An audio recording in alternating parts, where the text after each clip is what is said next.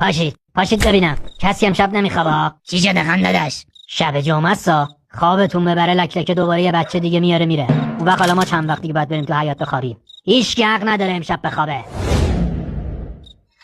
بخوابید بچه‌ها. خوابیدید؟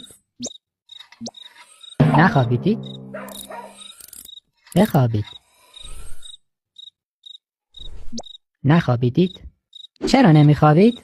آقا جون یادته هر وقت یکیشون به دنیا میومد میگفتی شب که خواب بودید لکلکه نینی رو ورد؟ خب که چی؟ واسه اون بیدار موندن که اگه لکلکه خواست پاشو یه بار دیگه اینجا بذاره از نزدیک زیارتش کنن. موندم کدوم پوفیوزی آدرس اینجا رو به اون لکلک قرمساق داده ول نمیکنه اینجا رو. بابا ما دیگه جا نداریم. دو تامون شب سر پا میخوابن با میخ زدن به دیوار نخورن زمین. اون بدبختم که رفته رو تاقچه. یعنی دیگه واقعا جا نداریم.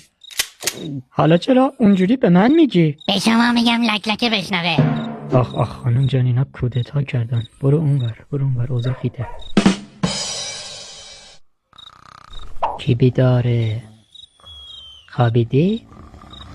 یه شکلات خیلی خوشمزه دارم، هر کی بیداره بدم بخوره.